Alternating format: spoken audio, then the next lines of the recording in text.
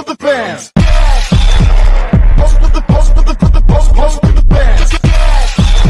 Okay guys, hari ni game pertama kita menang. So itu selanjutnya game kedua. Kita lawan Aboya. Game pertama saya sudah kalah. Kali ini game kedua saya akan bangkit untuk kalahkan. Ini saya adalah Cita yang akan bersaing dengan Aboya. Ini dia Aboya. So game yang kedua ini akan start daripada Titan. Adakah dia akan mempertahankan kemenangan dia?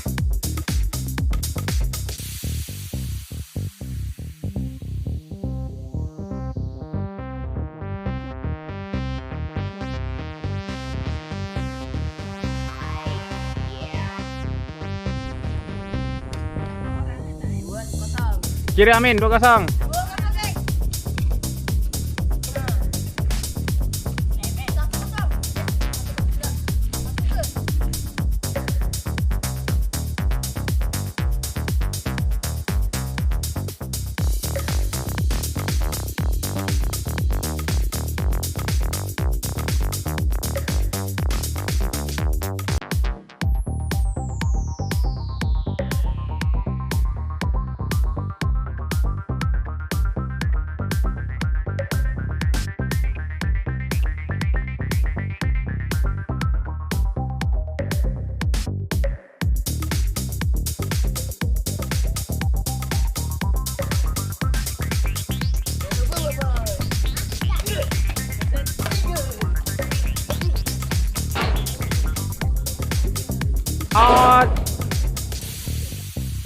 Game kedua kita menang.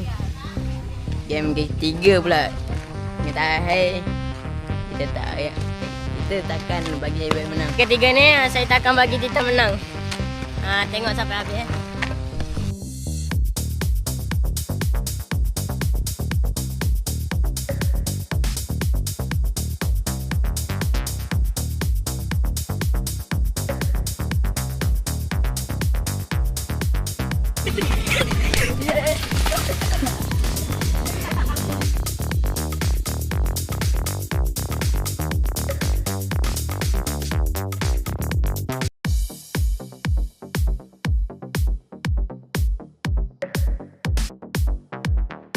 Sarah telah menangi game ini. Sayangnya kita gembira game ni menang. Betul. Sayangnya Aboy kalah. Apa perasaan telah kalah dalam game ini? Tak apa.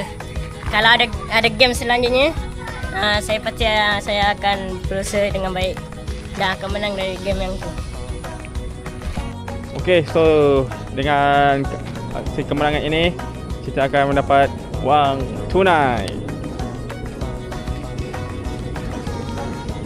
Terima kasih. Yang telah kalah game ini tapi tak apa sebab dia ada satu kemenangan, so akan mendapat wang tunai.